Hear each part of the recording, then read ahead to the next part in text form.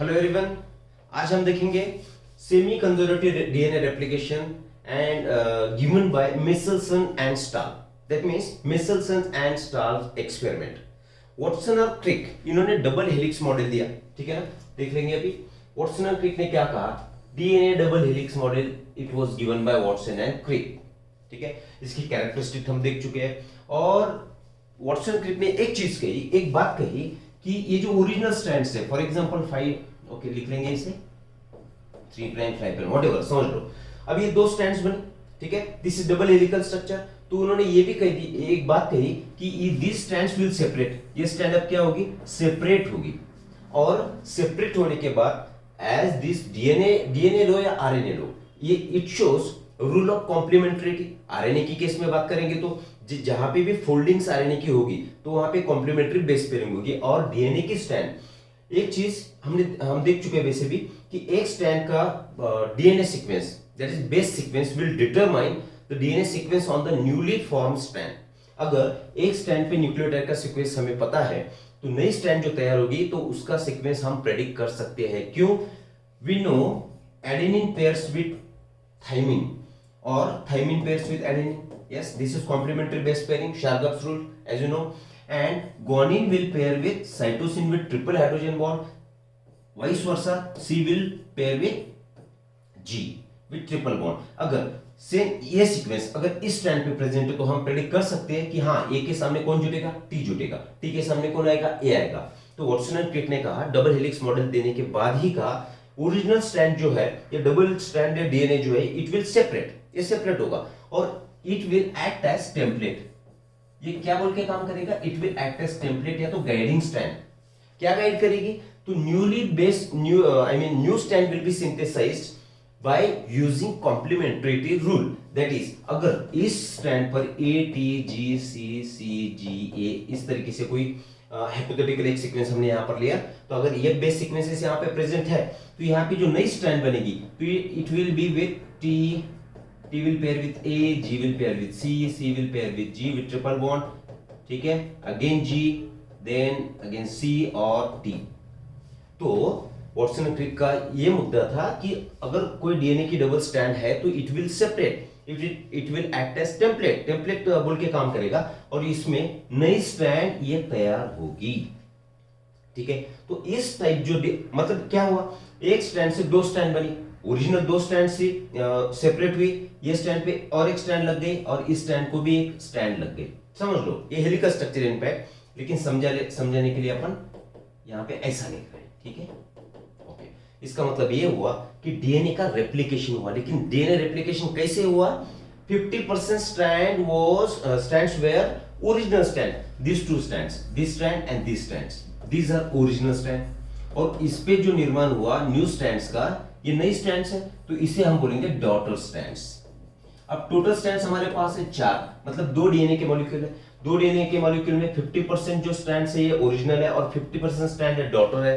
तो इसे उन्होंने नाम दे दिया, it is semi conservative type of replication. ऐसा हो सकता है। अब उन्होंने हाइपोथेसिस दे दिया, यस, कि जो डीएनए का रेप्लिकेशन होगा it will be of semi conservative type.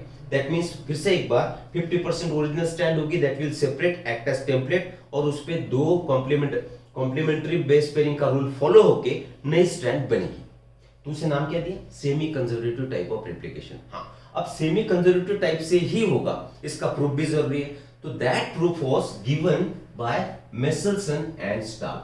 मिचेल्सन और स्टाल इन्होंने फिर एक एक्सपेरिमेंट किया जिसमें उन्होंने कोशिश की, या तो प्रूफ दे ही दिया इनफैक्ट, तो उन्होंने प्रूफ दिया कि हाँ, वॉटसन और क्रिक इनके अकॉर्डिंगली जो रेप्लिकेशन डीएनए का था that was semi conservative and it was proved after having done this experiment by Meselson and Stahl. Meselson और स्टाल ने एक्सपेरिमेंट किया, एक टेक्निक यूज किया, डेंसिटी ग्रेडियंट टेक्निक, उसमें एक मीडियम यूज किया, हेवी आइसोटोप यूज किया नाइट्रोजन का, और उसके बाद मिनी जनरेशन दे ग्रीव, बहुत सारी उन्होंने ई कोलाई की जनरेशन ली और उसके बाद बैंड पैटर्न जो भी तैयार हुआ डेंसिटी ग्रेडियंट टेक्निक में, जो भी बैंड पैटर्न्स उनको मिले, पूरा ऑब्जर्वेशन करके उन्होंने बोला कि yes, this is a semi conservative type of replication. चलो तो फिर देखेंगे सेमी कंजर्वेटिव रेप्लिकेशन क्या है? सो हियर मेसलसन और stall, Meselson and stalls experiment. अब मेसलसन और स्टाल ने क्या किया? एक्सपेरिमेंट। ओके, रिक्वायरमेंट जो भी एक्सपेरिमेंट उन्होंने किया तो उसमें रिक्वायरमेंट क्या थी? उन्होंने हेवी आइसोटोप यूज किया नाइट्रोजन का। They used heavy isotope of nitrogen. किस फॉर्म में यूज किया? हेवी आइसोटोप क्या बनेगा फिर? N15 का यूज किया इन द फॉर्म ऑफ NH4Cl। इस फॉर्म में हेवी आइसोटोप का यूज हुआ। ठीक है। Secondly they also used normal nitrogen का भी यूज किया, again in the form of N14 that is NH4Cl। इस फॉर्म में नॉर्मल नाइट्रोजन का भी यूज किया। ठीक है।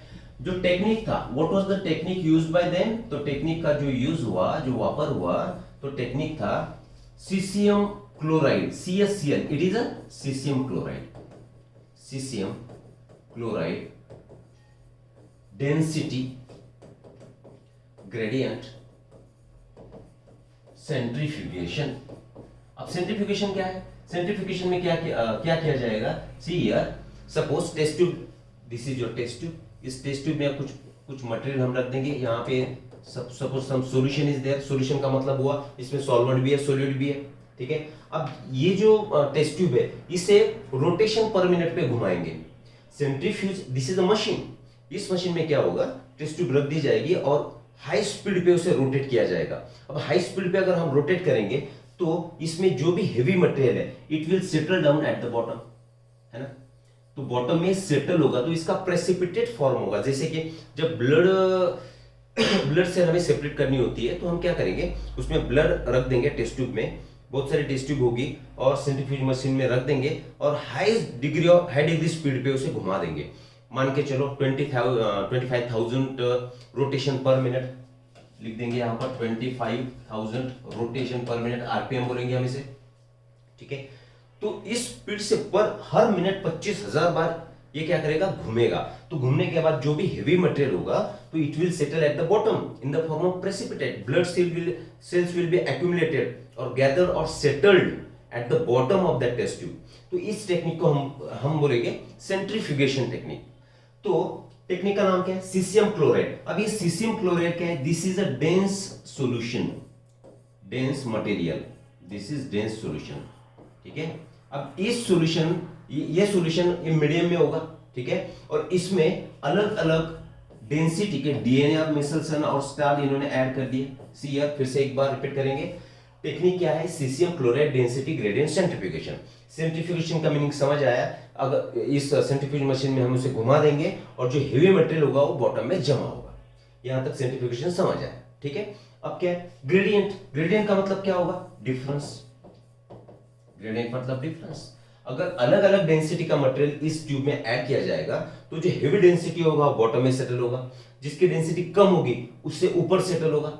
ठीक है। और एकदम लाइट डेंसिटी का होगा तो उसके ऊपर सेटल होगा।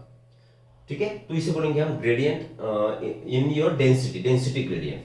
और मीडियम क्या यूज किया? Caesium chloride is is a dense solution. अब मेसलसन और स्टाल ने क्या किया कि डीएनए दिया। ठीक है। डीएनए का यूज कौन सा हुआ था? कुछ डीएनए स्ट्रैंड ऐसी होगी कि जिसमें N14 होगा, कुछ डीएनए स्ट्रैंड ऐसी होगी जिसमें N15 होगा। ठीक है। तो ये N15 N14 ऐसे अगर इस मीडियम में ऐड कर दिया जाएगा तो ऑब्वियस बात है इसकी डेंसिटी ज्यादा है, N15 की डेंसिटी ज्यादा है, N14 की कम है। अगर मैं बोल रहा हूं कि this is your test tube और टेस्ट ट्यूब में N15 दो ये मिक्स करके इस मीडियम में डाल दिया और इसे सेंट्रीफ्यूज किया, इसे रोटेशन पर 50,000 रोटेशन जो भी रोटेशन है इस पे घुमा दिया, तो डेंसिटी किसकी ज्यादा? N15। तो N15 का यहाँ पे मान के चलेंगे ऐसा यहाँ पे एक बैंड तैयार होगा। यहाँ पे मैं लिख रहा हूँ N15 का बैंड तैयार हुआ। ठीक है। और N14 की डेंसिटी ऑब्वियस है थोड़ी सी इससे कम है तो इसका बैंड थोड़ा ऊपर होगा, है ना। यहाँ पे बैंड फॉर्मेट तैयार होगा तो this band will be of N14। इसका मतलब ये हुआ कि डेंसिटी ग्रेडियंट यूज करके उसका डिफरेंस यूज करके हमने N15 के स्ट्रैंड भी सेपरेट कर पाए दिस टेक्निक से with the help of this technique centrifugation, और N14 भी उससे सेपरेट हुआ। ठीक है। अब कैसे हुआ ये देखेंगे। अब मेसलसन और स्टाल इन्होंने क्या किया कि they grew E coli for many generations, बहुत सारी जनरेशंस ले ली, उनका रेप्लिकेशन किया, they grew E. coli for many generations in N15 medium NH4Cl। N15 medium में बहुत सारी जनरेशंस E. coli की इन्होंने ग्रो की। इसका मतलब ये हुआ कि जो भी डीएनए होगा, जो भी डीएनए है, किसका DNA, where it is E. coli, E. coli का जितना भी डीएनए है, it will be incorporated with N15 strands, है ना, N15 स्ट्रैंड के साथ ही ये तैयार होगा। सपोज करिए this is DNA, E coli का डीएनए किस मीडियम में इस डीएनए को ग्रो किया, N15 मीडियम में ग्रो किया, तो ये स्ट्रैंड, इस स्ट्रैंड में भी N15 होगा और इस स्ट्रैंड में भी N15 होगा। यहां तक बात क्लियर है, ठीक है। अब बहुत सारी जनरेशन लेने के बाद सेम ई कोलाई, ये जो स्ट्रैंड्स थी, तो इन्होंने क्या किया, दे अगेन ग्रू, बढ़ाया, ग्रोथ की इसकी, they again Guru N15 DNA, ऐसे लिख रहा हूं मैं, ये समझ लो N15 डीएनए मतलब this DNA in medium containing, ऐसे मीडियम में ग्रो किया कि जिसमें सिर्फ N14 ही है, कंटेनिंग N14, किस रूप में, NH4Cl के रूप में, ठीक है। इसमें अभी इसे ग्रो कर दिया। अब ग्रो करने के बाद क्या हुआ, सी here, suppose this was your original strand, दोनों भी स्ट्रैंड में भी क्या है, this is N15 strand, this is again N15 strand, लेकिन इसकी ग्रोथ किसमें की, ऐसा मीडियम लिया, यहां पे मैं मीडियम निकाल रहा हूं कि इसमें क्या प्रेजेंट है अभी, नॉर्मल, ओ सॉरी NH4Cl, नॉर्मल नाइट्रोजन इसमें प्रेजेंट है, क्या प्रेजेंट है, नॉर्मल नाइट्रोजन, और ये कौन सा नाइट्रोजन है, हेवी नाइट्रोजन है। According to Crick and Watson, उन्होंने क्या किया, क्या बात की कि this strands, original strands will separate हो जाएगी और उस पे नई स्ट्रैंड बनेगी। नई स्ट्रैंड कैसे बनेगी, सी हियर, थोड़ा सा वेल यहां पे मैं ले रहा हूं अभी, सपोज ये मीडियम यहां पे लिया मैंने, अब ये ओरिजिनल स्ट्रैंड से सेपरेट हुई, ठीक है, these are original strands. Original के लिए क्या सिंबल है हमारा, N15, ये भी N15 स्ट्रैंड है, both will act as template, ये दोनों भी क्या कैसे काम करेगी, टेम्पलेट बोल के काम करेगी, मतलब क्या, इस पे कॉम्प्लीमेंट्री बेस पेयरिंग का रूल फॉलो होगा और इस पे नई स्ट्रैंड बनेगी, ठीक है। चलो, तो अभी नई स्ट्रैंड बनेगी, मान के चलेंगे कि यहाँ पे डबल हेलिक्स तैयार हुआ, फिर से नई स्ट्रैंड बन गई, डीएनए का रेप्लिकेशन हुआ। डीएनए तो रेप्लिकेट होना ही है, लेकिन हम किस चीज की जांच यहां पर हो रही है कि whether it is semi conservative और नॉट, ठीक है ना। वेल, अभी नई स्ट्रैंड बनी, अब नए स्ट्रैंड का जो नई स्ट्रैंड में कौन इनकॉर्पोरेट होगा, N14, क्यों, क्योंकि हमने ये जो ओरिजिनल स्ट्रैंड थी इसे किस मीडियम में बढ़ाया, तो NH14 में बढ़ाया, ठीक है ना, N14 मीडियम में बढ़ाया, तो नई स्ट्रैंड में N14 ही होगा, तो नई स्ट्रैंड के साथ हम यहाँ पे लिखेंगे N14 है, क्लियर दिस। अब ये दोनों भी स्ट्रैंड को हम क्या बोलेंगे, दोनों भी स्ट्रैंड्स कैसी बनी, तो हाइब्रिड स्ट्रैंड बनी, क्यों, क्योंकि N14 और N15 इसमें प्रेजेंट है, एक स्ट्रैंड N15 है, एक N14 है, इसमें N14 है, N15 है, मतलब both the strands are hybrid strands, clear. ये हुई एक जनरेशन। अब directly we will move to the experiment. Suppose करिए this is your original strand, जो कि कहां ग्रो किया गया था, it was grown in N15 solution, ठीक है, इस पे ग्रो किया था, तो दोनों भी स्ट्रैंड कैसी होगी, with N15 molecule, original strand है। अब इसका अगर well this is the test tube, इसका सेंट्रीफ्यूगेशन किया तो बैंड तैयार होगा, ठीक है ना, तो बैंड तैयार होगा, तो दिस इज हेवी वन, तो बैंड कहां तैयार होगा, band we will obtain this band, suppose यहां पे ऑब्टेन हुआ, है ना, यहां पे एक बैंड तैयार हुआ, तो this band is of N15 strands, कहां, बॉटम में तैयार हुआ, ठीक है, ये हो गई फर्स्ट जनरेशन। इसके बाद ये मीडियम हमने कहां ट्रांसफर किया था, N14 मीडियम में, तो this will be transfer to N14 medium NH4Cl, ठीक है। अब according to Watson and Crick this strands will separate, यहां पे स्ट्रैंड सेपरेट हुई, ओके, और इस पे अब नई स्ट्रैंड बनेगी, तो नई स्ट्रैंड बनेगी तो उसमें क्या इनकॉर्पोरेट होगा, लिख लेंगे हम सी हियर N14 ही होगा, क्योंकि नॉर्मल नाइट्रोजन मीडियम में ही हमने ये स्ट्रैंड्स को बढ़ाया था, ई कोलाई को बढ़ाया था, ठीक है। Sorry, your this DNA strands will be I mean it was grown in N14 medium. तो नई स्ट्रैंड बनेगी तो उसके साथ कौन इनकॉर्पोरेट होगा, कौन जुटेगा, तो N14 ही जुटेगा। और पुरानी जो अपनी ओरिजिनल स्ट्रैंड्स है उस पे था N15, यहाँ पे भी था N15। यहाँ तक क्लियर है। अब अगर इसका सेंट्रिफिकेशन हम करेंगे, इसे अगर रोटेट करेंगे, घुमाएंगे, तो इसका भी एक बैंड तैयार होगा। बैंड कहां तैयार होगा, see here, this is your test tube, ठीक है। तो band, see here, both are hybrid strands, all this two are hybrid strand. Hybrid हम किसे बोलेंगे, अगर इसका मिक्सिंग होता है, मिक्सिंग हुआ N15 N14 मतलब इसे हम बोल पाएंगे हाइब्रिड स्ट्रैंड। ये हाइब्रिड स्ट्रैंड से तो इनका बैंड कहां तैयार होगा, तो we will take it by green colour. अब इनका बैंड तैयार होगा यहां पर, क्यों, क्योंकि जो ओरिजिनल थी स्ट्रैंड तो उसकी डेंसिटी ज्यादा थी, तो यहां पे मैं लिख रहा हूं N14 N15, मतलब this is your hybrid strand. Hybrid strand है N15। अगर दोनों भी यहाँ पे दोनों N15 थे तो डेंसिटी ज्यादा थी, बॉटम में जमा हुआ, लेकिन इसमें अभी 50% हाफ डेंसिटी कम हो गई, तो ऑब्वियस है बैंड भी थोड़ा सा ऊपर तैयार होगा, ठीक है, क्योंकि हेवी डेंसिटी तो बॉटम में बनेगा, अगर नहीं है तो थोड़ा सा ऊपर बनेगा। तो दिस वाज आफ्टर, ये जनरेशन हमने ली आफ्टर 20 मिनट्स। कितने मिनट के बाद ली, 20 मिनट्स। 20 मिनट्स के बाद नहीं ली, generation time of E coli is 20 minute. यहां पे लिख रहा हूं मैं, generation time of E coli is 20 minute. इसका मतलब ये हुआ कि 20 मिनट के बाद हमें नेक्स्ट जनरेशन मिली, ये जनरेशन मिली। तो उसमें कहां पे इसकी ग्रोथ हमने की, NH4 I mean N14 medium में। तो N14 में 50% N14 स्ट्रैंड बनी और N15 ओरिजिनल स्ट्रैंड बनी, ठीक है।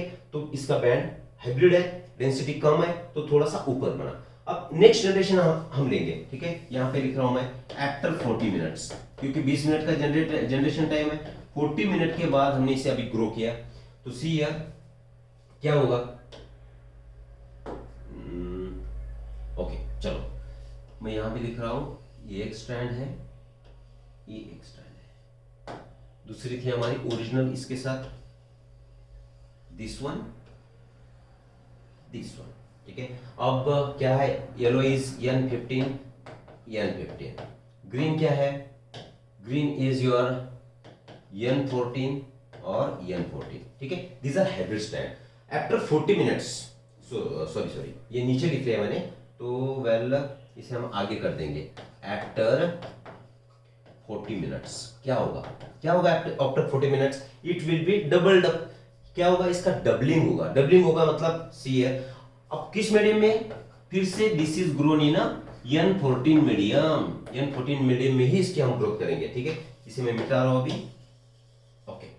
अब यहाँ पे एक्चुअल में 2 डीएनए मॉलिक्यूल है, मतलब 4 स्ट्रैंड हमारे पास है, तो 4 स्ट्रैंड सबसे पहले सेपरेट होगी और उस पे 4 नई स्ट्रैंड बनेगी, ठीक है। तो आगे लिख रहा हूं मैं, सेपरेशन कर देंगे। ये ओरिजिनल स्ट्रैंड है, कितनी, 2, राइट। यहाँ पे लिख रहा हूं मैं, ओके, येलो कलर में।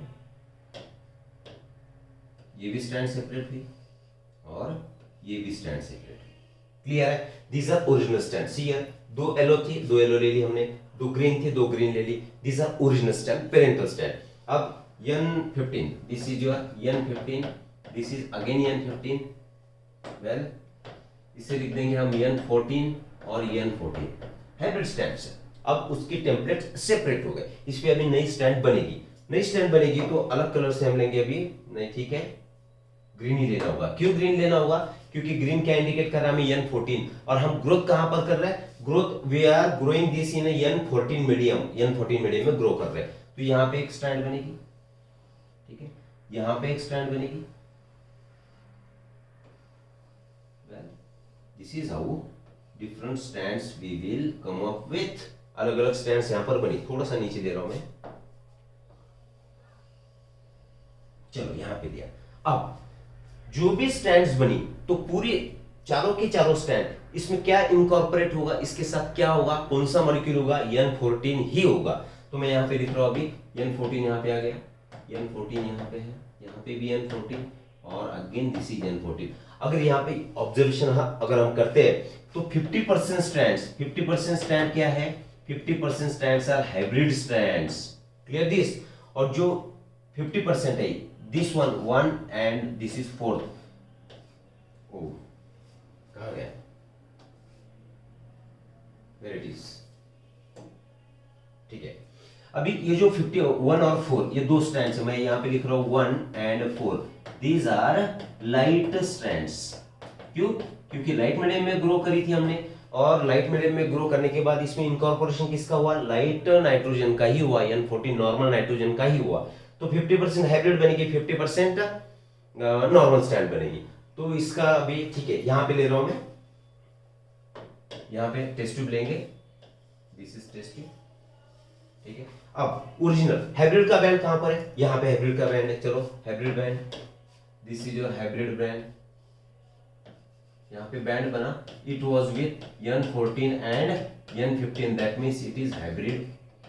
और दूसरा लाइट, ऑब्वियस है, यहां एकदम नीचे कौन था, दिस वाज N15, यहां पे कौन सा है, हाइब्रिड है। अब थर्ड निकालेंगे लाइट बैंड, क्यों, क्योंकि डेंसिटी अब हाइब्रिड से भी कम हुई।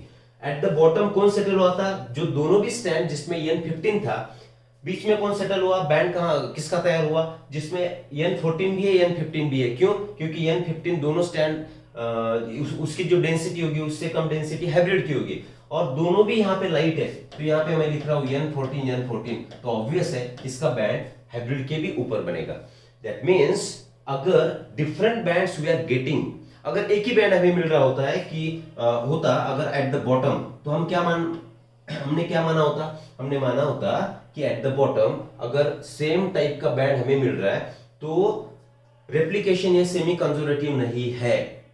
इसका मतलब ये था कि यहाँ पे जो भी स्टैंड थी कि दोनों भी स्टैंड में N15 ही था, लेकिन अगर बैंड थोड़ा सा ऊपर आएगा, ऊपर तैयार होगा, तो उसकी डेंसिटी कम होगी। डेंसिटी क्यों कम हुई थी, because we have grown it in N14 medium, NH4Cl जो N14 नाइट्रोजन था इसमें हमने ग्रो किया था, तो बैंड ऊपर आया। इसका मतलब उसमें ओरिजिनल स्ट्रैंड तो थी क्योंकि उसमें N15 था, और उस पर जो नई बनी तो इसमें N14 होगा, ठीक है। So this proves that type of DNA replication is semi conservative. क्यों, क्योंकि डिफरेंट डेंसिटी के बैंड मेसेंसर और स्टाल इन्हें मिले थे। Clear this. Similar experiment in eukaryote was done by Taylor and his colleagues. Short में लिखूंगा मैं, semi conservative replication in eukaryotes. किसने किया, यूकैरियोट्स, ठीक है। किसने किया, by Taylor and his colleagues, by Taylor. अब जो प्लांट इसमें यूज की, तो प्लांट्स में कौन सा पार्ट यूज हुआ, रूट सेल, ठीक है। रूट सेल का यूज करके semi conservative replication was studied by Taylor. Plant का नाम क्या था, plant was your Vicia faba, ठीक है, इसे बोलेंगे हम फाबा बीन। और मेसेल्सन और स्टाल, इन्होंने कौन सा मीडियम यूज किया था, सीसियम क्लोराइड मीडियम। तो इन्होंने क्या यूज किया, radio active thymidine, radio active thymidine, बस इतना सा फर्क है। ये ध्यान में रखना है। यूकैरियोट में टेलर एंड हिज कलीग इन्होंने एक्सपेरिमेंट परफॉर्म किया सेमी कंजर्वेटिव डीएनए रेप्लिकेशन का। प्लांट का नाम था विसिया फाबा, जिसे हम फाबा बीन भी बोल सकते हैं। रूट सेल का यूज हुआ, और मेसेल्सन और स्टाल ने सीसियम क्लोराइड मीडियम यूज किया सेंट्रिफिकेशन के लिए। और रेडियो एक्टिव थाइमिडीन, इसे हम बोल सकेंगे tritiated thymidine, tritiated thymidine. Okay, now similar experiment again, ये तो यूकैरियोट का हुआ, ठीक है, लेकिन by using tritiated thymidine that is H3 in the form of, ऐसे लिखेंगे इसे TDR, ओके, H3 TDR। ये क्या हुआ, रेडियो एक्टिव ट्रिटिएटेड थाइमिडीन, लेकिन इसका यूज हुआ ई कोलाई में, सॉरी, क्योंकि पहला एक्सपेरिमेंट ई कोलाई का था। ई कोलाई में सीसियम क्लोराइड का यूज हुआ मेसेल्सन और स्टाल के साथ। अब ये जो फिर से एक एक्सपेरिमेंट हुआ, it was done by Cairns, ठीक है। केन नाम के साइंटिस्ट ने ई कोलाई में जो कि यूकैरियोट में मीडियम यूज हुआ था, उसका ही ई कोलाई में यूज करके semi conservative replication method develop मतलब उसका रेप्लिकेशन वहां पे स्टडी किया, उसमें स्टडी किया, ठीक है। So this was the proof that according to Watson and Crick, there is a semi-conservative replication, but the proof was given by Messelson and Stahl. Messelson और Stahl ने प्रोकैरियोट में E. coli में experiment prove किया, semi conservative replication prove किया, और eukaryote में Taylor and his colleagues they proved semi conservative replication in Vicia fava. But medium was different. Meselson और Stahl का मीडियम था सीसियम क्लोराइड और इनका मीडियम था रेडियोएक्टिव थाइमिडीन, ठीक है, ट्रीटिएटेड थाइमिडीन हम कहेंगे।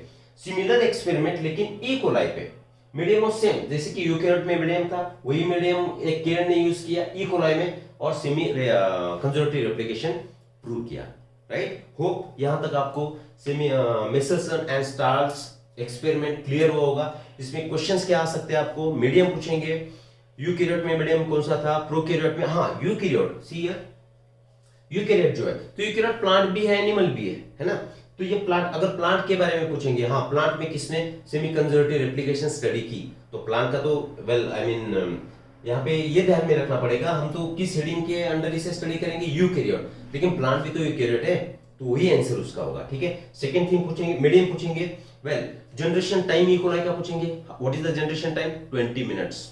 अब ये हो सकेगा, अब मान के चलो फर्स्ट जनरेशन, क्वेश्चन किया गया आपको आफ्टर फोर्थ जनरेशन, 4 जनरेशन के बाद, यहां पे लिख रहा हूं मैं, after 4 generation how many heavy stands you will obtain, heavy stands you will obtain,